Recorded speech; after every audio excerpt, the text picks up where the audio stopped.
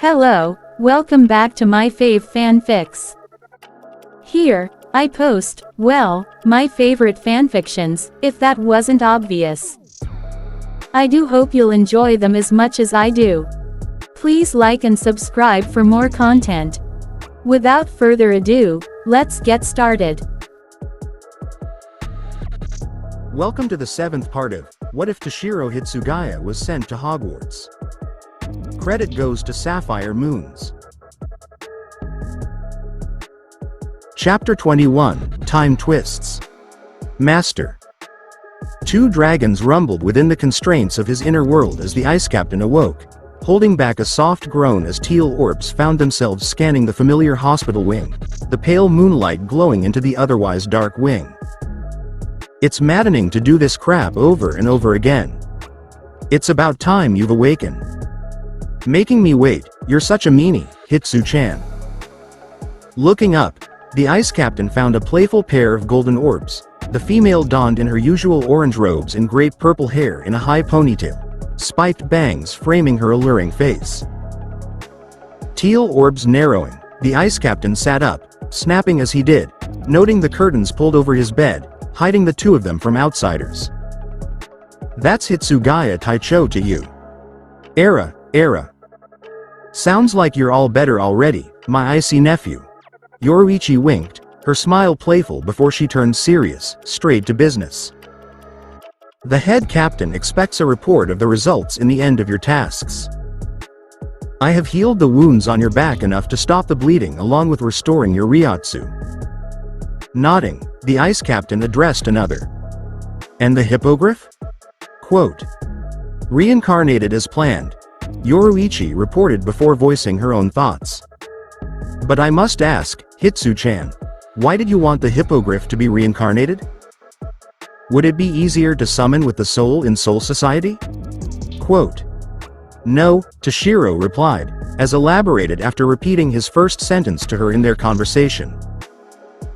The time turner works only in the world of living, therefore, if the hippogriff's soul was in Soul Society, it would not be able to convert time to when the soul chain was not severed.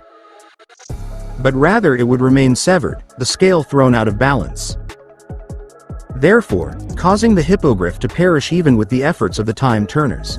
The former captain of the 2nd Division nodded.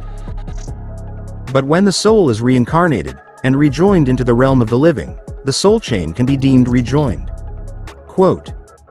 Yes. Toshiro replied with a glance, raising an eyebrow at the pointed look he was given. What? Quote. You should pretty sure of this, Hitsu-chan. It's Hitsugaya Taicho. How did you find out these things?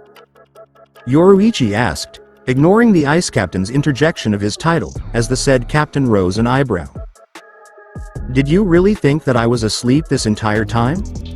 Toshiro questioned back instead as he added an afterthought. Or rather all these times? Quote. Peter Pettigrew. The former captain widened her golden orbs as the ice captain merely shrugged. You tested this with him. He was the most convenient, Toshiro stated indifferently. His animagus form made his soul easy to move from hell and back, to test my theories accordingly. And therefore, is why I am able to say with confidence the hippogriff must be reincarnated. But how have you replaced time to its original playthrough? Quote. At that the ice captain smirked as he explained. I have had an entire year to observe and practice the magic that the Western wizards have employed. I think taking precautions in knowing how to counter my time turner would be a wise move. And of Black, my oh so clever nephew? Quote. He's not dead yet. Toshiro spoke with icy indifference, irking slightly at the former 2nd Division captain's words. The ministry has found itself out of dementors within the vicinity. And therefore, they would not be able to kill him until morning at the earliest. You have everything planned out, don't you, Hitsu-chan? Quote. It's Hitsugaya Taicho. Toshiro merely snapped as he felt arms snake over his neck and shoulders, the purple-haired woman's voice soft and comforting. You appear to be ice cold, but under that, you are soft and as delicate as the snow. But you know, Hitsu-chan? We don't mind if you just let go once in a while. She's right, you know. Hiranmaru whispered, his voice resonating softly as Sephiroth hummed in agreement. Even Soul Society is as unforgiving as it seems. You have a makeshift family there, Toshiro, even as a captain. I know. Toshiro replied as he whispered the same to the she-cat. Thank you, Yoruichi? Feeling a small grin spread over the woman's lips, the ice captain blinked as a soft peck nestled his cheek before she was gone.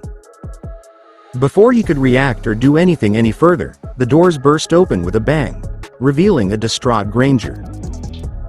Regaining his composure, the ice captain replaced his mask, opening the curtains with a swift pull, just as the headmaster entered. Making no indication that Ice Captain saw any of the trio, the white-haired Shinigami merely replaced his Zanpakuto and wand on his person, pulling out his golden time turner, glinting in the moonlight. Dumbledore. Harry thought. The headmaster was reasonable, he would listen to reason to save Sirius. His godfather. The person who would take him away from that hell he was at every summer. He was all he had left.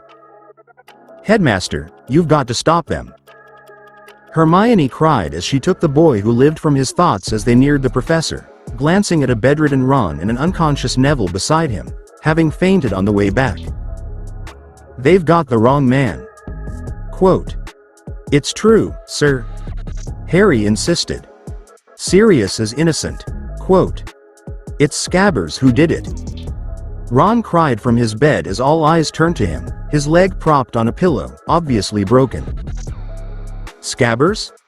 The headmaster questioned, with a knowing twinkle in his eyes.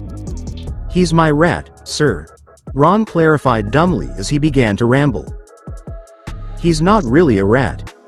He was a rat. He was my brother, Percy's rat. But then they gave him an owl.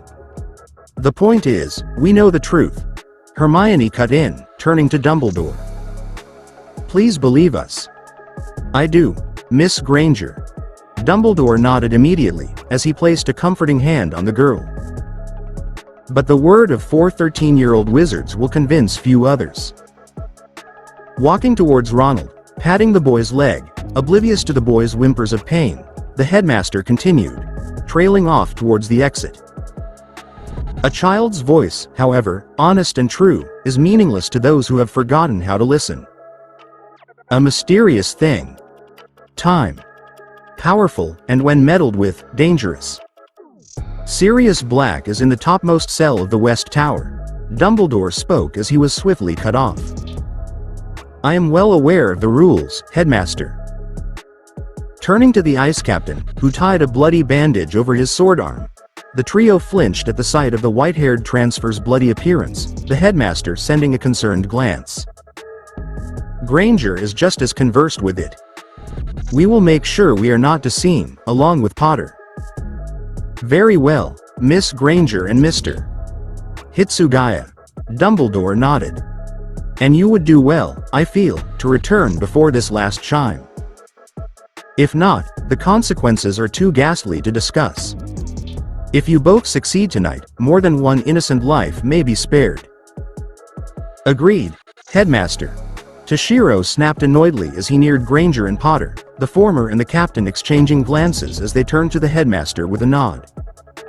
3 turns will suffice, Headmaster. Good luck. And the headmaster was gone behind wooden doors. What the bloody hell was that all about? Quote. The thickness of your insolence continues to confound me, Weasley. Toshiro deadpanned as he pulled off his time turner, ignoring the boy and Potter's confusion as he handed the necklace over the 3 of them. Lifting the golden hourglass, the ice captain turned it as needed, before allowing it to flip. Ignoring Potter's fascinated looks at what he and Granger saw on a basis, the ice captain replaced the timer, noting the soft twilight. What just happened, Hermione? Hitsugaya? Harry questioned immediately. Where's Ron? And Neville? Quote. 7:30. Hermione read as she turned to Harry, the girl and the ice captain ignoring the question shot at them. Where were we at 7:30? Quote. I don't know, Harry offered helpfully. You both heading over Hagrid's hut. The ice captain supplied bluntly as he made for the doors, the two following as the ice captain turned to Granger. Granger. Explain the laws of time and the time turner to Potter. I have other things to take care of. I will rejoin you soon. Before any of the children could answer, the ice captain disappeared. Reappearing in the outskirts of Hagrid's hut, the ice captain stood hidden in the treetops as a familiar white-haired figure appeared beside him. This isn't the first time that this has happened. Of course not. Toshiro replied to his a few hours younger self, donned in his Shinigami robes and Haori. And as you can see, I have returned with Granger and Potter to resurrect the hippogriff. I had a theory that it was possible, Hitsugaya replied to his older self.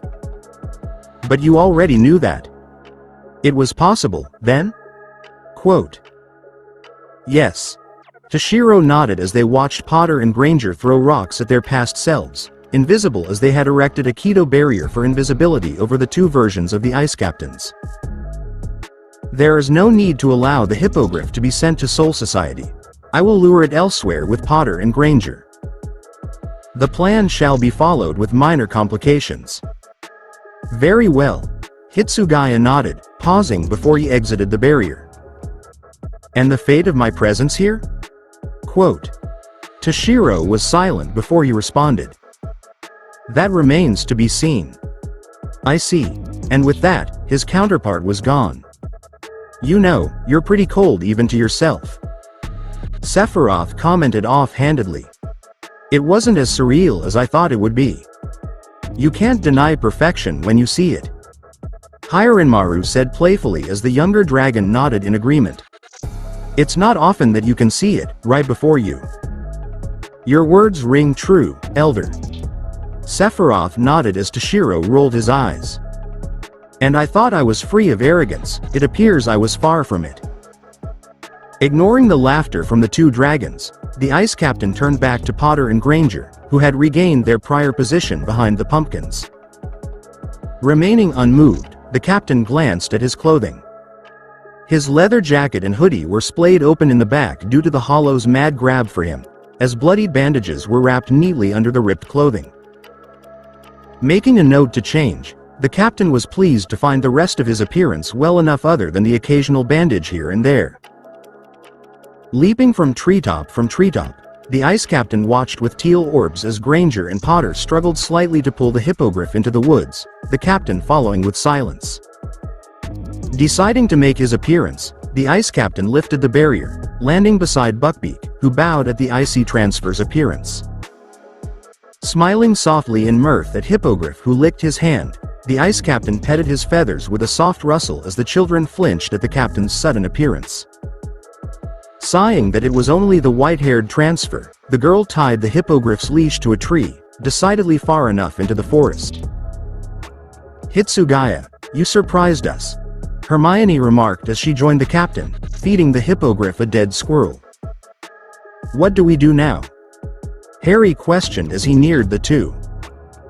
Now, we save your godfather, Toshiro answered as he led the way to the Whomping Willow, the three barely glancing their past selves entering the underground passage into the Shrieking Shack, and for the captain's case, to see himself speaking via Bluetooth to his lieutenant, all the while sneaking a glance to his older self. And now we wait, Toshiro whispered, as he seated himself at the edge of the forest, hidden in the darkness as Potter and Granger followed in suit, seated in the moonlight as they nodded. Silence enveloped as they waited. The ice captain nestled in the dark roots as he resided into his inner world, leaving Potter and Granger to converse amongst themselves until a tentative voice spoke the captain's name. Hitsugaya? Quote. Opening a teal orb, the ice captain found it to be Potter. Yes, Potter? Quote. Before, down by the lake, when I was down there with Sirius, I saw someone, Harry said as Granger neared curiously. And, that someone made the Dementors go away. With a Patronus? Hermione inquired as Toshiro merely displayed his interest with a risen eyebrow, hiding the tension underneath his cold and indifferent mask. Turning to Granger, the boy who lived gave his friend a curious look. I heard Snape telling Dumbledore, Hermione explained. According to him, only a really powerful wizard could have conjured it. "It was my dad," Potter declared proudly as Toshiro sent a look, exchanging glances with Granger. "It was my dad who conjured the Patronus." So that was the memory that Potter saw. Toshiro thought as his orbs narrowed. Not that it was far off from what Potter would think up. The death of his parents gone hangs over his life so greatly that if they had not died, he would have probably been a larger bumbling idiot than he already is. "How will you stop him from trying though, Toshiro?" Hiranmaru questioned. "Elder is right, Master," Sephiroth growled. The boy is curious now, and since the events have been replayed once more, he would want to see who this individual is. Glancing to the boy, Toshiro addressed his Zanpakuto and Wand Guardian, elaborating after his declaration. "I have a plan. But Harry, your dad's, quote, dead." "I know," he snapped, a soft glimmer of hope glowing in his eyes. "I'm just telling you what I saw." "Regardless of what you saw, Potter," Toshiro cut in as he glared at the boy with his usual glare. "As Granger said, your parents are dead. And frankly, whatever you say or think you saw, that fact remains. They're dead. Hitsugaya, that's..." Hermione began before she was cut off by Harry. "You don't understand." Harry bellowed into the quiet forest as he stood, glaring darkly at the ice captain who met his with one of his own. "Do you know how it feels to be a celebrity just because your parents died? Exclamation mark. Do you know what it's like to have never met them and your life be an entire lie, with people talking about them, knowing them more about them than you ever will? Exclamation mark. Quote. I don't know what it's like. Toshiro whispered darkly as the boy flinched after several breaths at the angry teal orbs boring into his face. Do not make any assumptions of my past, Potter. And allow me to inform you, you are doing the same thing as the people you are criticizing. You are making assumptions about me that you do not even know about. I have no desire to listen how much your life is decrepit compared to everyone else. The world does not revolve around you, Potter, in case you haven't noticed.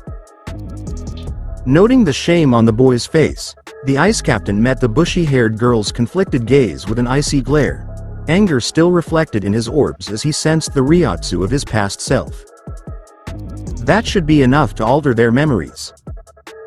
Toshiro thought as he silently thanked the foresight for him to refill his Kikanshinki with the memory-replacing powder, a condensed version that he requested from Kuretsuchi. Developed by the said scientist, it was even usable with Shinigami and therefore, in that extent, the wizards. We shall see, Master. Sephiroth rumbled comfortingly as Hiranmaru roared softly in the background, soothing the ice captain's unease. Your other selves should be appearing soon, the ice captain informed them icily. I will regroup with you at a later time, before we meet once more at the hospital wing. No bothering to send them a glance, the captain Shun-Pio'd away, none seeing the sad smirk that colored his lips as he did. Hitsugaya?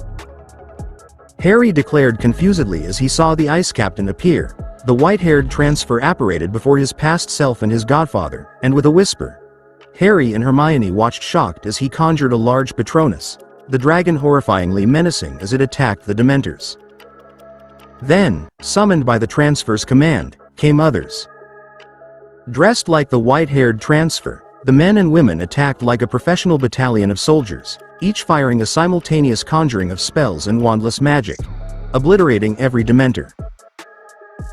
Then as quickly as they came, the men and women disappeared after a strawberry blonde woman exchanged a few words with Hitsugaya, who then merely rose an eyebrow as he saw them. He saw them. Harry. Hermione hissed as she pulled the boy back onto his bum, the both of them falling as the girl did not dare to look back, instead glaring at her friend. We cannot be seen. Quote. Too late for that, Granger. An icy voice snapped as he appeared before the panicked heap, grabbing Potter by his jacket and Granger by hers in hand. Now, then. Time for you children to reap the consequences of your foolishness. Pulling out his Kikanshinki, the ice captain stood before two unconscious children, before sending his past self a glance. Shunpoing to his past self, the ice captain regarded himself before speaking. Proceed as planned. The same to you. And with that the mirror images of the ice captain disappeared. Several hours later, Toshiro settled a slumbering Hermione and Harry at the base of tall tree in the Black Forest. The hippogriff nearing the captain, nipping his beak at the ice captain, who merely responded with a soft stroke of the beast's feathers. My apologies, hippogriff. Crooning, the beast licked the captain's cheek as if to comfort him. I suppose you're right, you're alive in this time era now. But will that be enough for you, Buckbeak? Quote. Stepping away with soft stomps, the hippogriff bowed as low as it could before the ice captain before settling its head in the ice captain's hands, pulling the white-haired boy to his knees with him. Smirking a ghost of a smile, the icy captain relaxed with a soft sigh. All right then, Toshiro whispered. You win. The silence was comfortable as the captain continued to pet the hippogriff, awaiting for the two children to awaken as the beast slept soundly on his lap. Glancing at the position of the full moon above them, the ice captain gauged that they had less than an hour to save the fugitive that the professors had most likely brought to the West Tower and their past selves to the hospital wing. Buckbeak. The ice captain's voice resonated as the hippogriff awakened immediately with a soft beat of its wings before standing on its talons, orange orbs meeting teal. Bowing as if to await the captain's commands, the hippogriff crooned softly. With a soft lift of his hand, the captain emitted a soft white light from his hands, until the glow extended to the surrounding trees of the children, creating a translucent barrier in every direction. Catching a moonlight ray, the ice captain found himself staring at his reflection for a moment, before it disappeared. The Kiyomon finished. Huh. The ice captain huffed. I never thought I'd find myself helping children and rescuing a fugitive by going back into time. That's what makes your life the most interesting of all of the others before you, Master. Hiranmaru growled protectively. As much as it may isolate you from others, it is what makes you, my master. And my own. Master. Sephiroth finished as the ice captain scoffed. What the hell is with today? Smother me to death? Maybe. The ice dragons crooned playfully as the ice captain found himself smirking before thanking them with a silenced thank you. Pulled from his thoughts by a nip from an almost playful look from orange orbs, Toshiro raised an eyebrow as if challenging just as playfully as he mounted on the beast, taking off into the moonlight. Hogwarts in sight. Hiranmaru reported as the ice captain nodded. Black is located in the West Tower. The West Tower was also known as the Owlery, but the captain doubted that Black was locked up in the place that Kurohana had refused to enter. Not that he blamed her. The glassless windows were pleasant enough, but that is if you were able to ignore the owl droppings, regurgitated mice skeletons, and not to mention the company of other owls. Proving to be like her master, Kurohana preferred the company of less being the better or not at all, her master exempted. Located in a lower tower, contained the fugitive. Barred by a caged door and only having a small arrow slit for any source of light in the form of moonlight, Sirius Black collected the rags of the little clothing he had at hand to shield his body from the solidified ice on the small corners of the tower, when a scraping sound of claw on stone took him from his brooding. Looking towards the source, the fugitive turned to his prison door. Only to find familiar icy cold teal orbs boring in to meet his own. Unable to say anything, the prisoner heard a soft string of Japanese and with a boom, the door was unhinged and open. Hitsugaya? Quote. If you stand there any longer, Black, you are going to have more than being a murderer under your belt of false accusations. Toshiro snapped, his teal orbs colored with mirth before it was cold once more. Come. We're going to meet with your godson. Harry? Black said as he followed the ice captain, mounting on Buckbeak with a questioning look. We're going to meet him? Quote. Along with Granger. Toshiro supplied as they took off into the air, Black bellowing a cry as he did so. Relishing his freedom, and once more, the Ice Captain could not blame him for his happiness. Chapter 22, Tying Loose Ends. Landing in the Forbidden Forest, the Ice Captain turned to his current charge with a wary eye, the fugitive dismounting a moment before the captain, who stroked the hippogriffs as a sign of gratitude for burdening it. Glancing at the transfer, the fugitive spoke aloud, appreciation evident in his eyes and words. "Hitsugaya, thank you for everything you have done. I will always be grateful for what you have done for me." Waving the thanks aside with a shrug, the Ice Captain replied indifferently. "My assistance to you was merely beneficial to me as much as it was to you, and that's all that there is to it." Nodding as if understanding the implied meaning, the fugitive nodded. "And of Peter?" Black questioned, as the Ice Captain began to walk, the hippogriff and fugitive following close behind. "Is he?" Quote, "He has been properly disposed of," Toshiro replied, his voice monotone. "I see." Silence enveloped as the two walked, only the sound of the hippogriff's stomps and the occasional snap of twigs under Black's feet echoed in the night, both consumed in their own thoughts. When the silence was broken with a soft whisper from the Ice Captain as he kept his back to the fugitive. "Did you want to be the one who did it, Black?" Toshiro whispered, yet his icy voice was sharp and cold.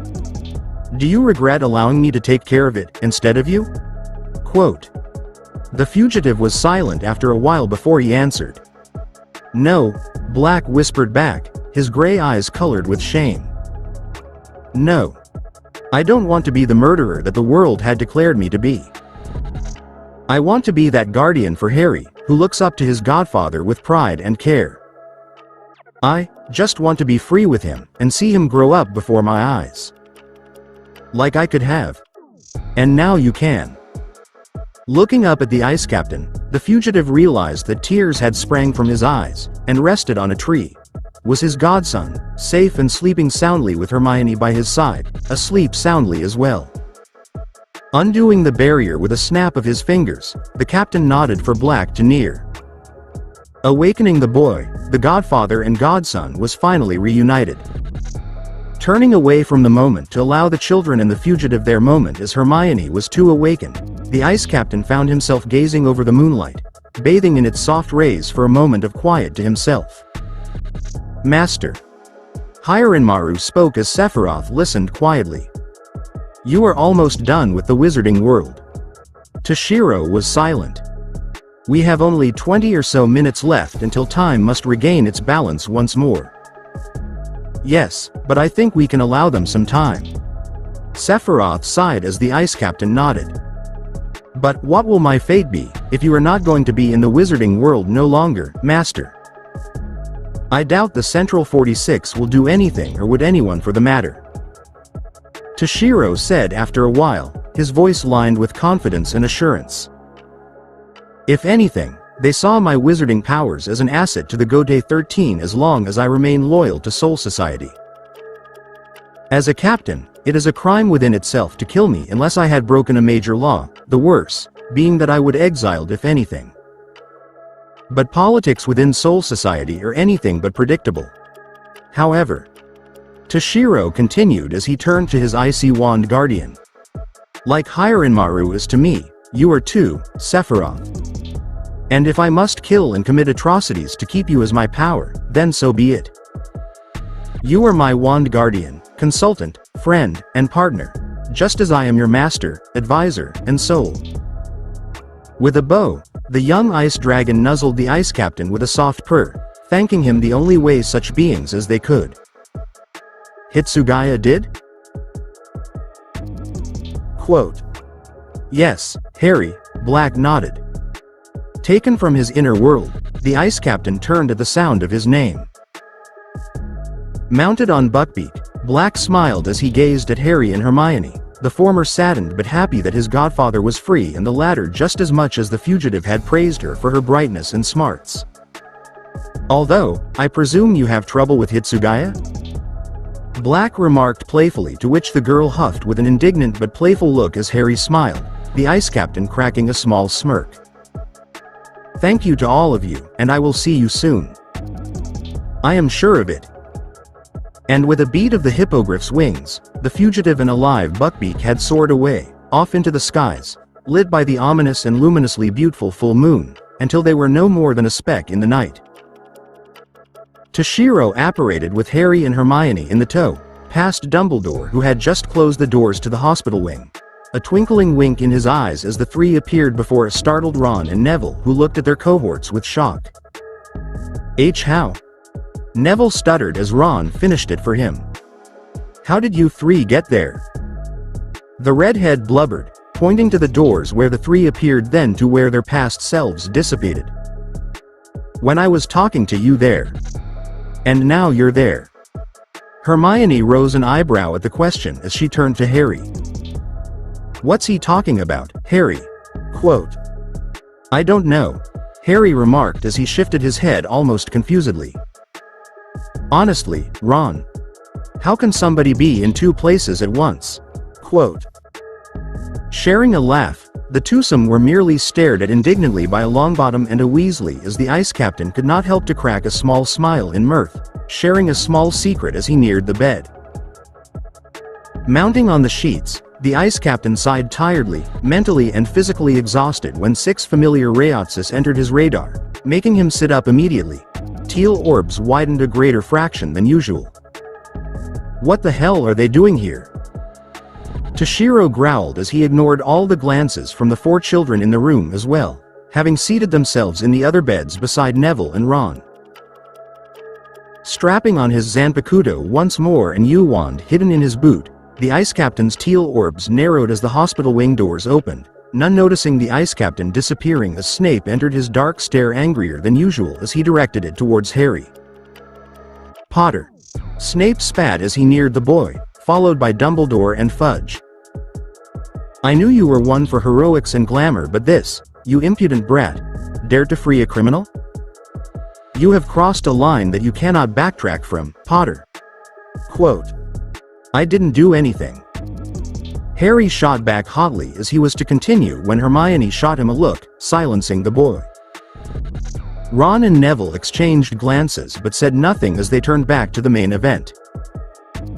"Don't you lie through those teeth," Snape hissed as Fudge cut in, Dumbledore placing a hand on the potion's master. "Now, Severus, I think the boy is telling the truth," Fudge declared as he waved a small handkerchief to his lips after a short cough. "He is only a 13-year-old teenager, what could he have done to have freed Black?" "Nonsense." Snape looked like he was about to retort, but an icy voice cut in. "Yes. However, the topic to the Dementors, however, is not Minister of Magic, Cornelius Fudge." Turning to the opposing side of the hospital wing, the Wizards and Soulwith found a rather intimidating sight before them. In the center was Toshiro, who stood with his usual icy glare, one teal orb slightly obscured but by no means less intimidating. Changed into his Shiakusho and Haori, the fact that the ice captain had been wounded were painstakingly obvious as a bandage covered a thin wound above his right brow. Matsumoto took on an indifferent expression, mimicking her superior, contrary to her personality. Behind the transfer, stood another white-haired being, which the Wizards drawn to be none other than the transfer's father to smiled at them with a kind smile. Beside him, Kiyaraku smirked softly with light facial hair over his face as he pulled the pink outer kimono over his shoulder. And flanking at the ends, stood Yoruichi, Urahara, and Tessai, respectively all dressed in Shiakusho, as they took on their respective smirks, the purple-haired woman with hers smugly, the blondes behind a white fan, and the Tankido masters unseen behind dark glasses. Mr. Jushiro Yukataki, Mr. Urahara Kazuki, and Miss Yoruichi Shiwan. Dumbledore greeted kindly and pleasantly, the first one that was able to recover as he nodded to the each and a bow to those he did not know. And other guests of Mr. Hitsugaya, welcome to Hogwarts. Forgive my directness, but why are you here? Quote. My apologies for our trespassing upon your school, headmaster. Yukataki smiled as he placed a small hand on Toshiro's shoulder, the ice captain playing his facade of flinching slightly, not going unnoticed by the headmaster and the potions master. "But, do you recall my brother's words at our first meeting, headmaster?" Quote. "Yes." The headmaster nodded, his twinkling orbs darkened, as Snape stiffened slightly, cold sweat forming on Fudge's back as the four children sent confused glances at the conversation. "Then you are well aware why we have come, seeing as all of you were well informed." Yukataki whispered kindly, but it was as if he had shouted from the tension in the room as Harry's green eyes widened at the sight of the professors and head of ministry had their hands near their wands. And the fact that the transfer and his family were well armed, whether it was their wandless magic or their blades. Harry had seen firsthand how skilled Toshiro was with wandless magic and in wielding his sword, and each time, the boy was sure that the icy transfer was merely toying with them. Having yet to even scratch the greatest extent of his skills, if Toshiro was that good, how could they stand against the transfer and his guardians? Before Harry could say anything, the ice captain cut in, his voice cold. "However, my grandfather has come to a decision." Toshiro spoke icily as he turned to Matsumoto, who nodded with a bow before handing him a thin envelope to which the ice captain addressed the wizards. "In the stead of eradicating the Western wizarding world for bypassing their side of our arrangement, Cornelius Fudge, Prime Minister of the Ministry of Magic, you are to remove all Dementors in the vicinity of your jurisdiction other than in your prisons. Otherwise, you will face a conflict with the Eastern wizarding world." Toshiro finished with slight faux fatigue, his icy glare directed at the minister. All but the Shinigami shivering at the captain's next words. "And unlike your world, Minister, we have no qualms of eradicating all wizards, evil or good, young or old, to ensure our society's secrets." Throwing the envelope to the minister which he caught shakily, the Shinigami regarded the paled minister who read over the documents, before consenting with a soft answer. Sighing softly, the ice captain mentally grit his teeth as he allowed his body to fall over, his reopened wounds bleeding through as Yukataki caught him in his arms, with each Shinigami sending the smallest of them a concerned glance, the blonde more so as she sent a dark glare at the children and their professors before tending to her superior, who had fallen unconscious at the blood loss. Handing the ice captain to his lieutenant, the long white-haired captain regarded the wizards with a kind smile, contradictory to his words as his voice was warm. "Temporary truce or not, as any parent would, Headmaster and Minister of the Ministry of Magic, if my son's life is threatened due to your incompetence or the inconsistency of your facility, your souls will wish to be eaten by the Dementor's kiss when we are done with you. You were forewarned, Western Wizarding World." Urahara chuckled almost darkly behind his fan, laughing as if they were nothing but mere insects. And with a swift shunpo, the Shinigami were gone. Toshiro Hitsugaya shun-po'd before the Senkaimon, as he was met with the six he had sensed, each one greeting him with a nod as the ice captain rose an eyebrow, having no idea for once why they were there and for the fact that his lieutenant did not tackle him into a hug. That was out of character. Turning to the other white-haired captain, the smallest of them spoke. "Yukataki, Kyoraku, Urahara, Shiwan, Tsukabishi, and Matsumoto." The ice captain greeted as he sent each a questioning look. "What are you all doing here?" Quote. "The head captain has issued an order, Hitsugaya Taicho." Yukataki explained quickly as Matsumoto held up a letter before sending her captain a wink, to which he promptly ignored. "Even though you have eradicated the Dementors in Hogwarts, the head captain wants to ensure the extinction of these dark beings, at the very least to an extent. And wishes for you to report back to Soul Society in person, if possible. Yama-ji knows how important your schoolwork is after all." Kyoraku smiled whimsically, as the ice captain rose an eyebrow at him with a silent question which he voiced. "Did you come with Yukataki to escape paperwork from Lieutenant I's again, Kyoraku?" At the ice prodigy's words, the brown-haired Shinigami nodded with a sheepish smile as the ice captain turned to his own lieutenant who, eepied, hiding behind Yukataki, as he sighed, figuring as much that she would do the same. "We came along to take a look at your school, Hitsu-chan." Urahara cut in as he scanned the grounds with a curious eye. It's Hitsugaya Taicho. Toshiro snapped, everyone ignoring his remark. It's not fair that Yoruichi gets to come and go while me and Tessai are always at home, so he decided to come along. Urahara announced with a wave of his fan as if it were a great phenomenon, but none but his tan and purple-haired friend sharing in the enthusiasm. No one asked for you to come. Toshiro deadpanned as the blonde comforted his crying friend who had burst to tears at the ice captain's words. But there is no point in saying that as you are already here. Precisely. The blonde nodded as he patted the ice captain's locks who grit his teeth in irritation. Hitsu-chan, so bright. It's Hitsugaya Taicho. In any case, Yukitaki cut in as the two white-haired captains met gazes. Will you be able to come back to Soul Society and ensure that the Dementors will be eradicated, at the very least in Hogwarts, by tonight? Quote. Nodding, the ice captain countered the older captain, however, as the atmosphere immediately grew heavy. Perhaps, Yukitaki, seeing as Cornelius Fudge is here. But as far as the Dementors are concerned, it is under the Ministry of Magic's jurisdiction that Dementors are released.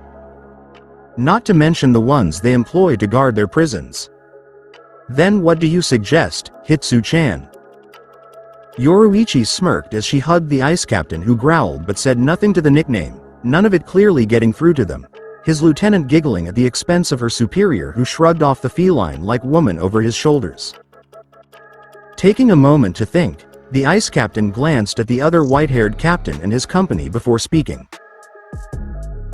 Playing by Urahara and Shihoin's warnings to the headmaster, we can play this well enough to make the Ministry of Magic to obey by our truce, along with allowing me back to Soul Society to report. Toshiro said finally as he pulled out his wand, enlarging his suitcase that was in his pocket, pulling out a shiakusho and his haori. And by doing this, with a swift rip of his bandages, the ice captain ignored the widened gazes he was given as his wounds began to bleed once more.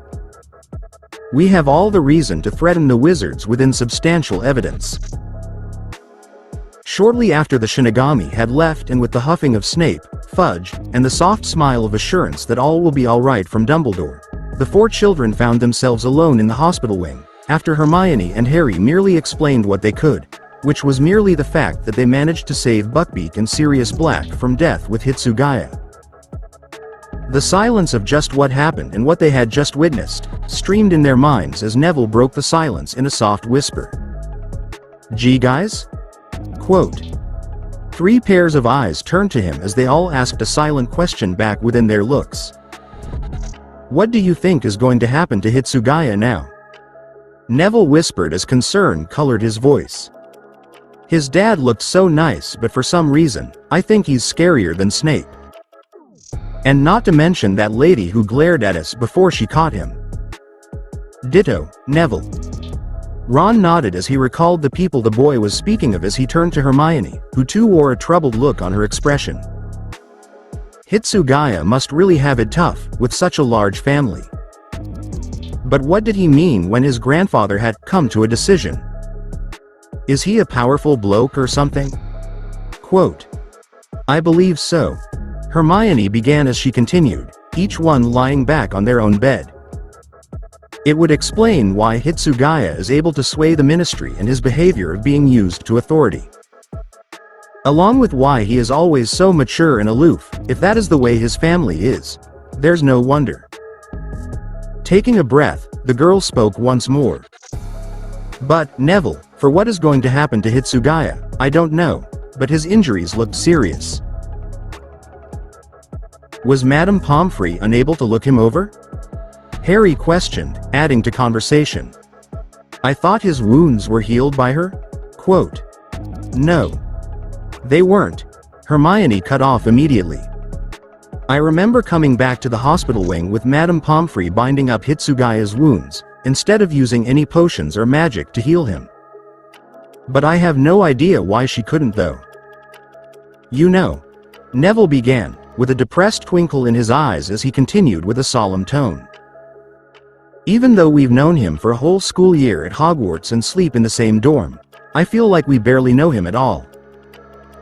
And yet, He helps me to gain my confidence whenever he can, and not to mention help you save your godfather, Harry." "I know," the boy who lived whispered. According to Hermione, Snape and Dumbledore found Hitsugaya not far from me in Sirius, injured by Lupin trying to protect me in Sirius when we were unconscious, only to faint from blood loss himself. And Sirius told me that he even helped him find Pettigrew and kept him alive during the year. Not to mention that he had saved them from being seen when he conjured a corporeal Patronus and freed Sirius from the West Tower. Why, though? Why did Hitsugaya do so much for him, when all he did was suspect him of crimes and foul play? It was then that Harry Potter recalled the previous words that the icy transfer had directed toward him. "I don't know what it's like." The icy transfer snapped, as Harry could swear that the white-haired boy before him would have killed him right there if he had not chosen to continue talking. With a dark glare that Harry had only seen the transfer wear once, he spoke, his voice cold and chilling as snowflake pinpricks crawled up his spine. "Do not make assumptions of my past, Potter," Hitsugaya spat, as he spoke his name with annoyedly yet keeping his voice indifferently cold. "Allow me to inform you, you are doing the same thing as the people you are criticizing. You are making assumptions about me that you do not even know about. I have no desire to listen how much your life is decrepit compared to everyone else. The world does not revolve you, Potter, in case you haven't noticed." Harry understood that. Dozens of questions entered his mind due to the bullet fire of the sniping words of a Toshiro Hitsugaya, each a fatally cold dagger to his chest as Harry realized that he did exactly as Hitsugaya had said. Hitsugaya was adopted, and was from what the four of them could tell an important figure that had so much work to do that the work that he shared with Hermione was light in comparison. And even then, he appeared to be the youngest in the family, the boy who lived sure that the transfer was by no means spoiled. Hell, he even helped him, Hermione, Ron, and Neville, who for the most part did nothing in return but suspect him for folly. Feeling guilt grip his body, the boy who lived sighed, as he turned back to the conversation. Only to find himself the only one awake, each of his friends curled into the beds, asleep. Considering the long day he had, the boy was asleep before his head hit the pillow. Chapter 23, Temporary Farewells. Toshiro Hitsugaya glared darkly at the white pristine walls that he was contained in, or for the more appropriate terminology in his perspective, imprisoned in. If not for his paler than usual pallor, shorter than usual breaths, and lightly dusted feverish cheeks, one would have thought the captain without any need to be imprisoned in the 4th Division, in the relief station in the highest level exclusively for captains for treatment, the 13th Division captain a constant sight, not that the rest of them weren't for that matter. Propped in a futon and several pillows, the ice captain glanced critically at the IV, running the antidote and fever reducer into his system as if he stared long enough at it, it would go faster. Dressed in a simple white hakama with his matching snowy locks fallen limply over his face, the ice captain cursed his luck. "Damn that hollow." Toshiro spoke mentally. "Of all the hollows that were there, the one that managed to get my back had poison laced in its claws. And because I left it, you know Hannah said that was because I had a fever. TCH. How troublesome. At least, you're back at Soul Society, Master," Hirenmaru said as he let out a comforting growl. "But Sephiroth likes what you did with the place." In reference of the place that Hirenmaru spoke of, the ice captain receded into his inner world, opening his teal orbs to a realm of ice and snow. Purple mountains covered with glaciers of ice surrounded the bed of pure white snow in the center valley as ice pillars and densely packed boulders of snow as large as cars covered the valley, the captain seating himself at the foot of one as his ice dragons flew in the large blizzard spanning as far as the eye could see. More chaotic than the usual snowfall of soft snowflakes, the realm was placed in a wild combination of a hail and snowstorm, colored with harsh blizzards expressing their master's irritation as he buried himself in the cold. It was too hot.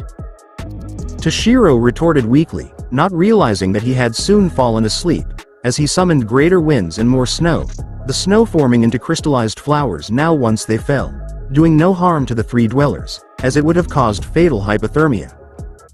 So, I lowered the temperature. Hitsugaya Taicho.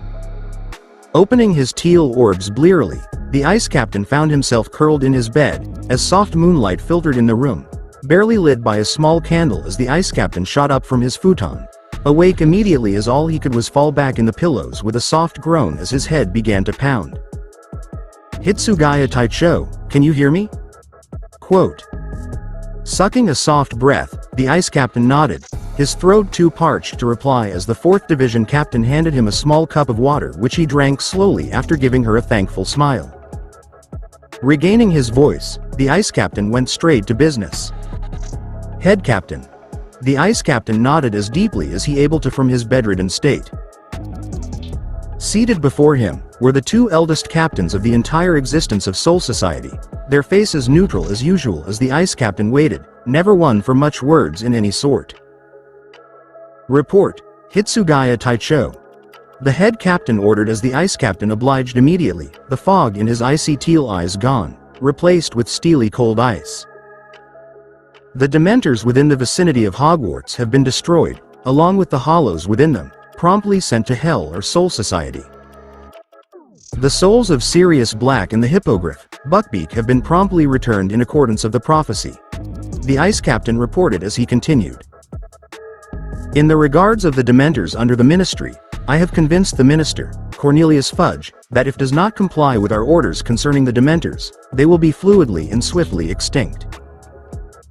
Nodding in approval of the ice captain's completion of his tasks, the head captain cracked an open eye as the 4th Division captain lifted the ice captain to change his bandages and use healing keto to seal up what was left of the wounds. But despite the healer tending to his wounds, the ice captain never moved his ice glare on his superior. And of the boy? Quote.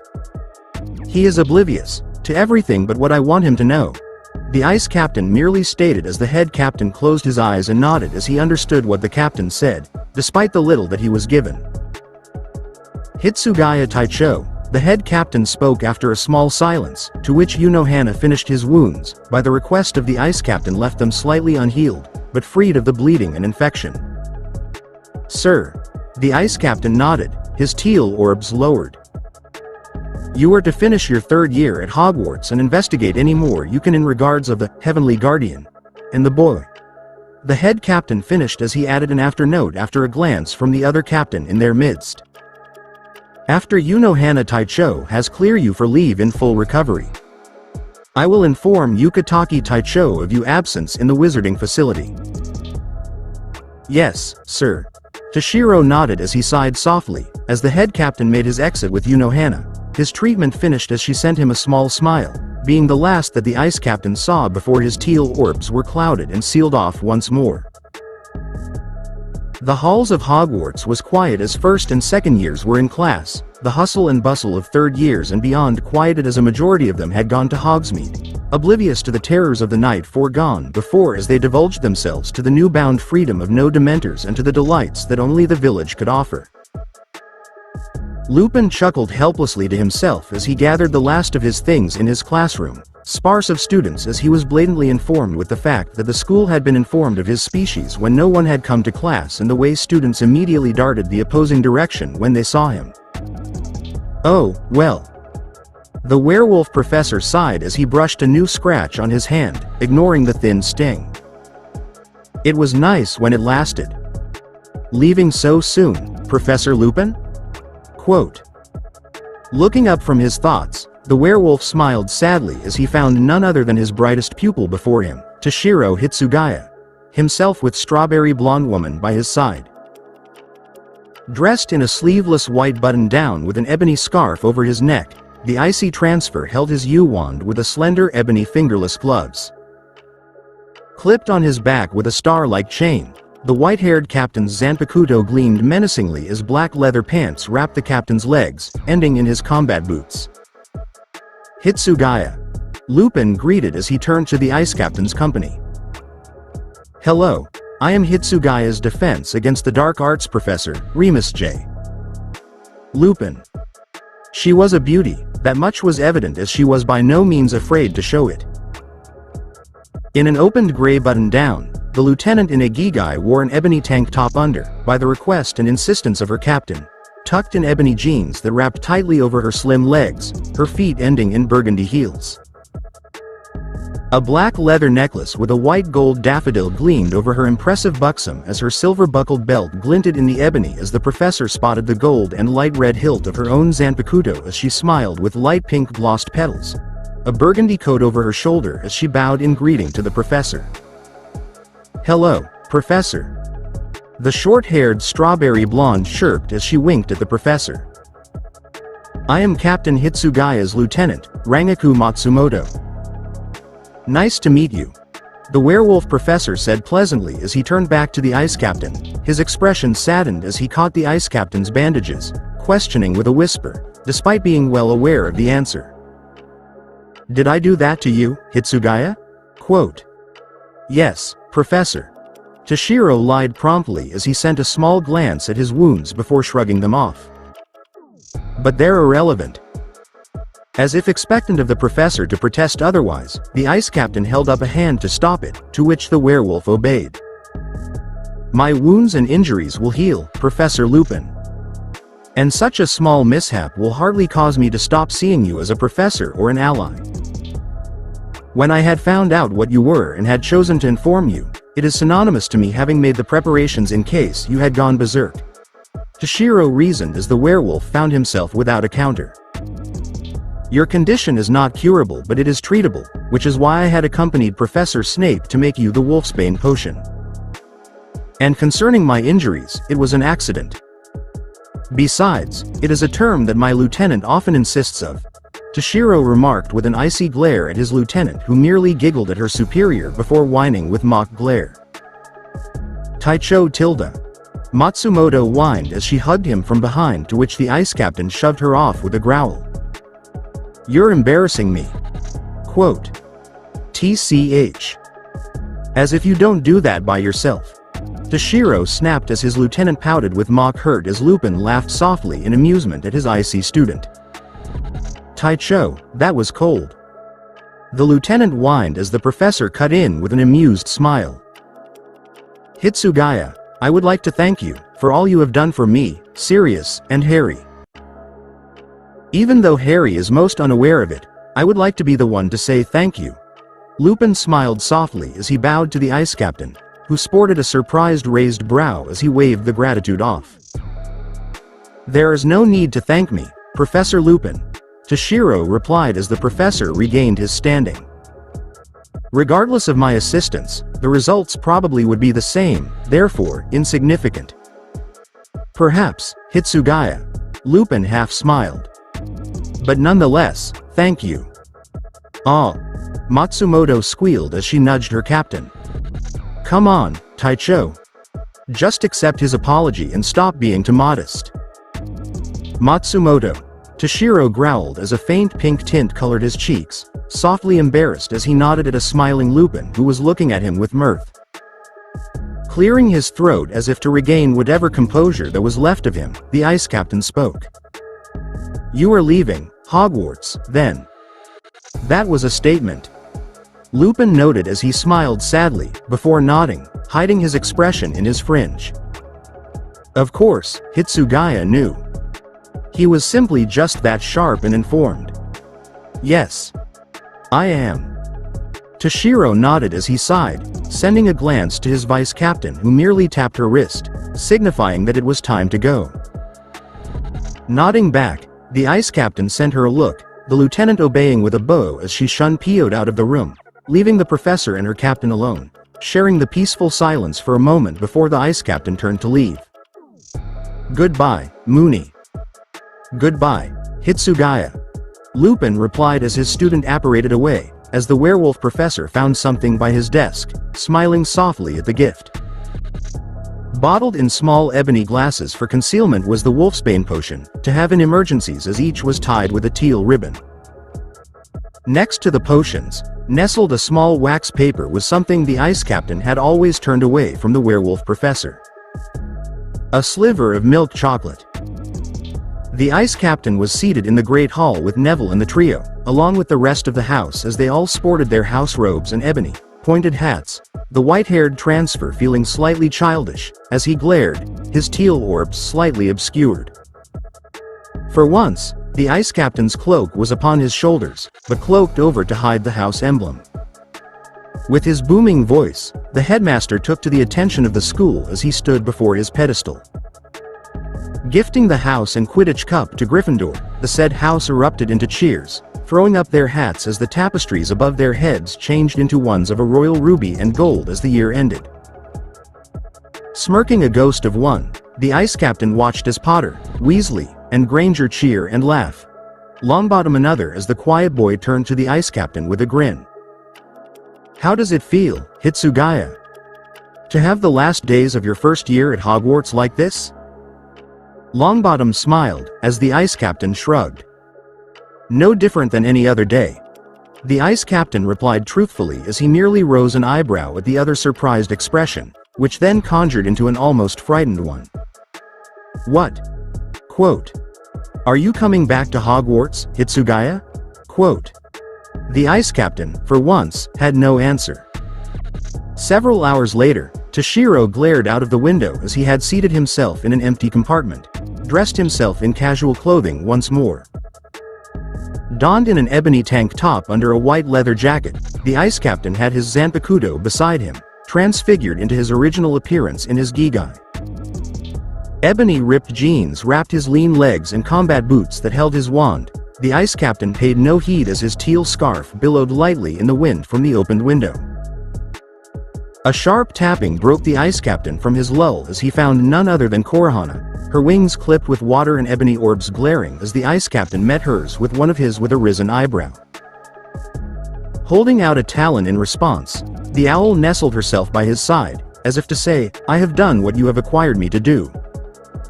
And that is all." Giving her a soft stroke as a thank you, the ice captain unfolded the letter. Hitsugaya Taicho. The head captain and the Central 46 have decided that the wizards are not a threat so long as they upon their agreement that you have set. However, in consideration of lack of information of Heavenly Guardian and the Horcruxes, you will be attending another year at Hogwarts to investigate this. This order, however, may not be applicable for the following year. Details will inform you as to why upon your return. Urahara-san and Kurosaki-kun will meet you at London to retrieve you, Hitsugaya Taicho, like before along with Matsumoto. Upon your return to Soul Society, however, I must ask you to go there. I will see you soon, Hitsugaya Taicho. Yukataki. Folding the letter with a visible frown, the ice captain's thoughts swam immediately with rapid conjectures, as Korahana chirped softly as he replaced the letter into his jacket pocket. What does the head captain mean as to why I may not come to Hogwarts in the following year? And why, there? The ice captain thought with narrowed orbs as he pulled out his wand, fingering Yu Wood with a narrowed gaze before addressing his second dragon coldly, who flinched at his master's harsh words. Sephiroth, you have informed me of your past and your origins, but did you expect me to merely accept that you had sat in the back of Ollivanders to wait for me? Master, Sephiroth began as the ice captain entered his inner world. Do not speak. Toshiro ordered as he pulled out a small, dark green vial, containing a clear and odorless liquid, his voice commanding that refusal was no option. To ensure that every word you utter to me is the truth, you will drink this. Veritaserum. The ice dragons recognized as the younger dragon obliged, taking in 2 drops of the truth serum without protest as he drank. Speak. The ice captain ordered, his face blank. Master, I am well aware that such a thought has not entertained you even for a moment. Sephiroth replied, obliging with his head bent before the ice captain as he appeared before the humanoid wand guardian, with Hiranmaru behind him, also in a humanoid form. I was surprised that you did not address this matter before in the meeting in which you introduced me. It would have been a foolish tactic to employ before my colleagues, if I were to display my mistrust in front of them. Toshiro replied icily, his blade at the wand guardian's neck.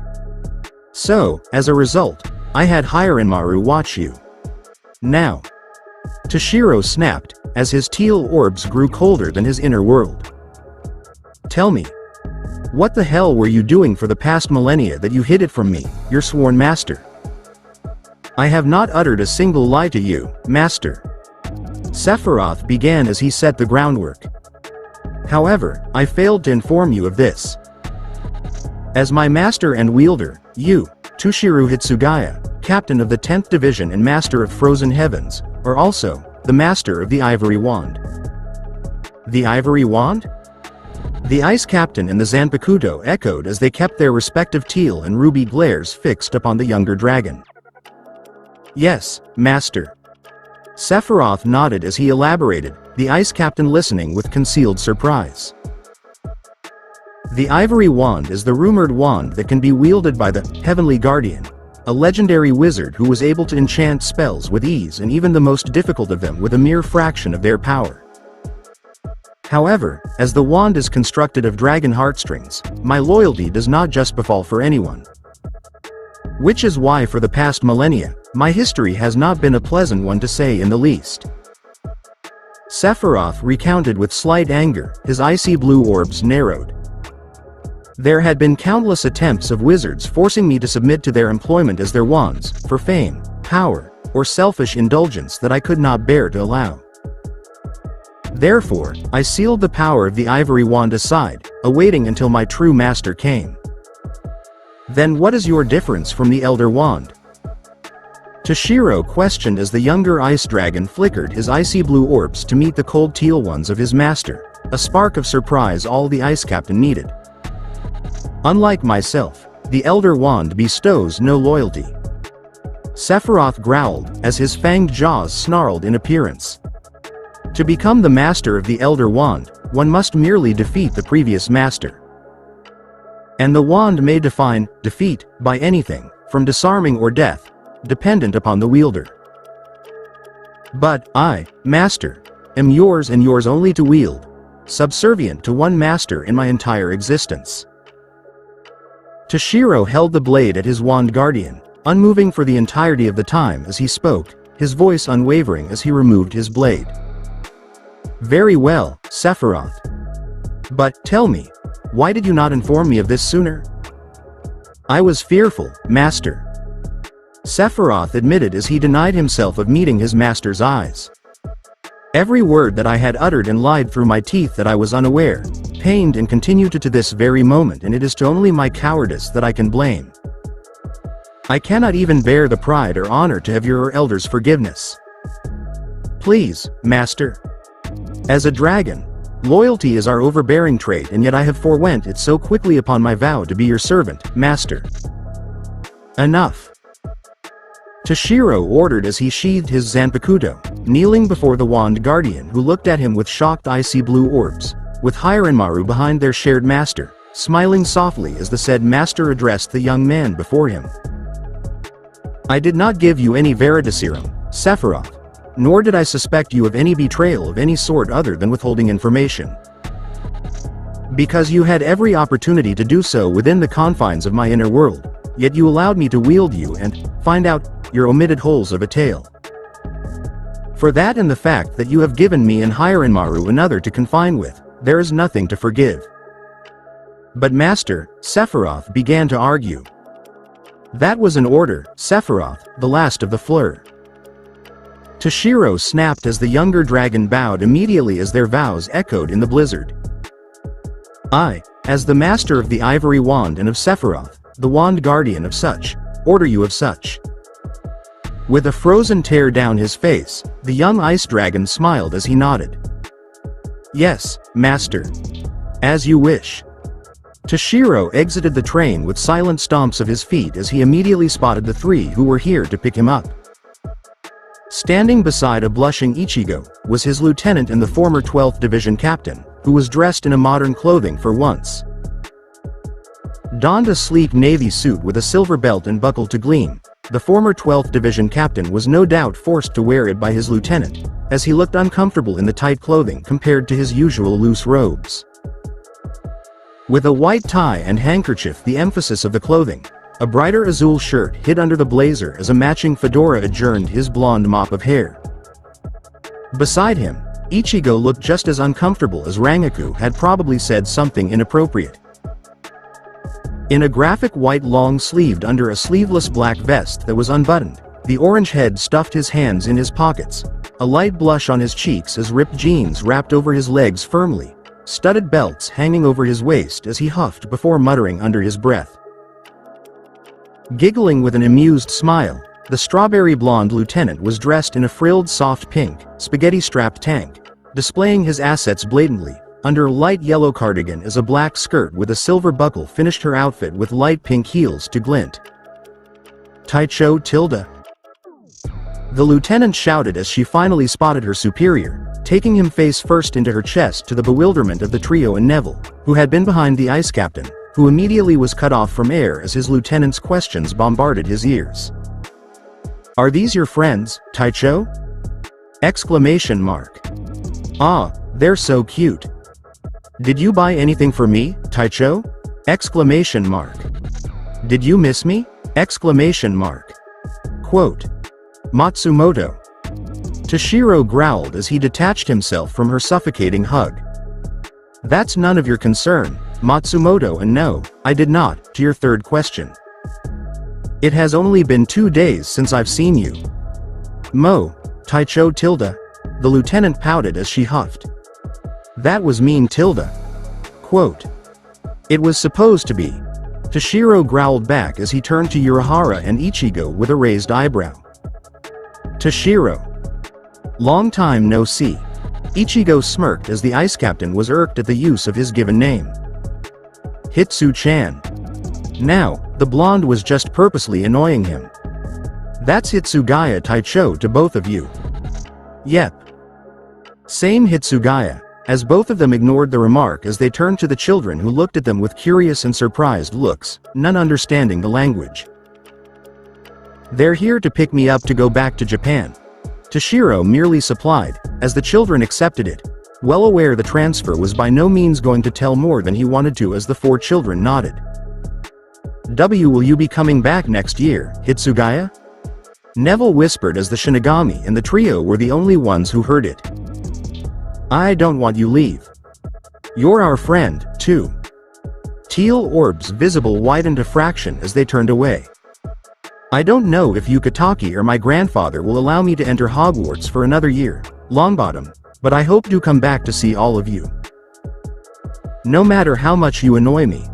Toshiro smirked as Neville and the Golden Trio sent him mock glares before laughing, the ice captain catching the amused smiles on Matsumoto and Urahara as the former translated for Ichigo, who adopted the same smile all the same. "Farewell, Hitsugaya." Neville smiled as ice captain stepped back with his party, away from the hustle and bustle of the parents and their children.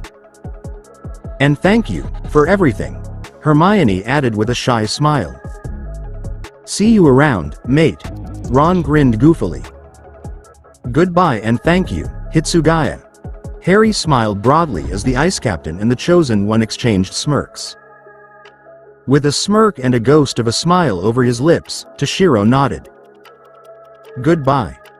Harry. Ron. Hermione. Neville." And with a swift shunpo, the 4 Shinigami, more like 3.5, were gone. Chapter 24, Exeunt. Toshiro Hitsugaya entered Soul Society through the Senkaimon, the feeling of being free from his Gigai and the Ryotsu in the air calming the ice captain as he felt he was finally home for a while. Though Hogwarts was nice and suitable, there was just something about Soul Society and the walls of Seireiti. Perhaps that was just something that all Shinigami felt when they came back from the world of the living. Greeted by the majority of his division members, the ice captain merely nodded at each with slight approval, the members smiling at the aspect that their captain was back and once more, there. "Welcome back, Hitsugaya Taicho," his 7th seed greeted as the ice captain nodded. "The head captain has ordered that you meet him in the 1st division immediately upon your arrival for a captain's meeting, without Vice Captain Matsumoto." Nodding as if he had expected this, the ice captain turned to Matsumoto, who met his icy glare with a serious one of her own as he handed her a small teal bag that appeared too small to hold much of anything. "Matsumoto, Take my things to my private chambers and look over the division in my absence for a while longer. I will not be back until nightfall. And the rest of you, run the division as you were." The division members sent a surprised look at their highest superior. Captains were away in meetings for a number of hours at the most, but until nightfall? And considering it was now mid-morning in Soul Society, it was going to more than just a couple of hours. But nonetheless, they obeyed. "Yes, sir." They bowed in unison as their captain disappeared, his ryotsu sealed and undetectable as he Shun-Pyo'd away. The ice captain entered the cave known to only select individuals as he pulled out his wand to incant several other charms and protection spells over the cave other than the Kido barrier he had bypassed. Satisfied, the ice captain entered deeper into the caverns to find the head captain and vice captain Sasaki as the ice captain narrowed his teal orbs to the vice captain before bowing to his superior, who nodded at the white-haired captain with a look of approval, going straight business as he folded his hands over his cane. "Report, Hitsugaya Taicho." "Sir." The ice captain bowed, as he explained what he had learned hours prior, of Sephiroth's true identity as the guardian of the Ivory Wand and the Elder Wand. "It seems that due to myself being the master of the Ivory Wand, it may work in our favor." Toshiro finished as he recited the last of the prophecy to which only the two captains were informed of. Having inserted a false memory for Potter to eliminate the latter half of the prophecy, as you recall, head captain, it is. However, if the heavenly guardian were to ascend from the heavens, the Dark Lord shall rise to an even greater reign over the heavens and world. The servant shall be slain and the heavenly guardian shall be faced with a choice, to reap the child who shall vanquish the Dark Lord or to reap the Dark Lord into limbo for his sins. In either case, Toshiro spoke as he slipped out his wand. "We are involved in this semblance of war, whether we like to or not, head captain." Hitsugaya Taicho, due to vagueness of this prophecy, and seeing how we are now very much involved in Wizard World, you are to investigate the fragments of this individual, Voldemort. We, as Shinigami, cannot allow this Voldemort to exist. With a slam of his cane, the head captain cracked open his eyes as he met his gaze with the ice captain, who stood in attention, his teal orbs meeting with his superiors with ease. "Hitsugaya Taicho, you are to investigate the fragments of Voldemort and ally yourself with those you see fit, and ensure that Voldemort is defeated. Along with how Aizen is connected to this Voldemort." "Yes, sir." The ice captain obeyed as he bowed, waiting as the head captain Shun-Pyo'd out of the cave, leaving the ice captain and the first division vice captain who bowed before addressing the ice captain, only the latter noticing the glance that the head captain had sent to his lieutenant. "You shall continue this investigation in Hogwarts as a student, however, sometime in the middle of the following school year." Hitsugaya Taicho, Sasaki said as the ice captain rose an eyebrow in questioning. "You have another task that calls for your attention." "I am well aware," Toshiro replied icily as he Shun-Pyo'd out of the way. His expression unchanging, the ice captain dodged a blow to his neck, spilling blood as he ran his blade through the first division vice captain with a fluid swipe, before the fragment reverted into another Shinigami, its bloodthirsty orbs glinting for release. "So, you are my assignment." The ice captain narrowed his orbs over the shifting ebony vapor before him, the vice captain of the first division morphing into a brown-haired, bun-topped Shinigami with a maddening smile that did not suit her soft appearance. "Hinamori." With pain-veiled orbs, the ice captain lunged at the Horcrux. Returning to his division with minor injuries, Toshiro cursed softly as his Haori and ebony robes were covered in blood, Soifan appearing before him with a slightly risen eyebrow. The two shortest captains regarded each other with a nod in midair as the ice captain spoke swiftly. "Hiriko will take over for you. But as of now, we will have to just keep watching it." "Very well." Soifan replied just as coldly as she entered the cave before she spoke once more in a soft whisper, warmer than usual. "Welcome back, Hitsugaya." Raising an eyebrow at the words, the ice captain merely nodded in thanks after sending a soft smile, as she blushed before Shunpoing away, leaving the ice captain slightly confused at the reaction. Shrugging it aside, Toshiro Shun-Pyo'd off, evaporating off the blood on him in crimson snowflakes as he appeared before his division. Taicho. Quote. Turning at the sound of his division members calling him, they all knelt before him, chorusing in welcome backs and questions of how the meeting had gone. Folding his arms, the ice captain neither nodded and answered evasively that the meeting had gone well before he waved a hand. Is Matsumoto in the office? Quote. Yes, sir. One of the unseated members replied from his knelt position. Nodding, the ice captain entered his office, after relieving the evening guards for the night, to which they bowed and thanked him in unison. Seeing his lieutenant asleep on the couch, the ice captain sighed as he saw a large pile of paperwork on his desk, just as much as he had expected upon his return. Seating himself and pulling out a thin brush, the ice captain could not help but smile softly as he finally had the quiet he had relished for 10 months ago. Spotting his freshly brewed tea that Matsumoto made for him, the captain was finally home. So that's it? Exclamation mark. Sephiroth cried in the inner world as he flew freely, HiRenMaru at the ice meadow, to where ice floors bloomed and sat unmoved in their crystallized beauty, watching them before raising an eyebrow at the younger dragon's exclamation. That's what captains do on a daily basis. Well, it's the gist of it. HiRenMaru snorted as he conjured more four-petaled flowers with a soft grin. Along with paperwork, training the new recruits, attending captain's meetings, more paperwork, chasing Matsumoto, more paperwork, planning missions for subordinates, and more paperwork. I think I'm allergic to paperwork. Sephiroth argued as he looked sickened at the mention of the thin enemy of Shinigami called paperwork. HiRenMaru snorted at the sound of that as he raised an eyebrow at the younger dragon. Then you sure as hell chose the wrong master. Master even does Matsumoto's paperwork, as she, cleverly, is able to make him do it even though he knows when she is. Then why doesn't he just make her? Sephiroth questioned confusedly. Because Matsumoto can't stay still for more than half an hour unless she's drinking or asleep. Toshiro snapped as he entered the inner world, just finished with his paperwork as he entered his private residence that all captains were given along with their position in the Soul Society. Now, what do we do, Master? Sephiroth questioned as he curled in a complicated twist in the air, before landing beside HiRenMaru, who was entertaining himself with creating more ice flowers. Other than paperwork, that is.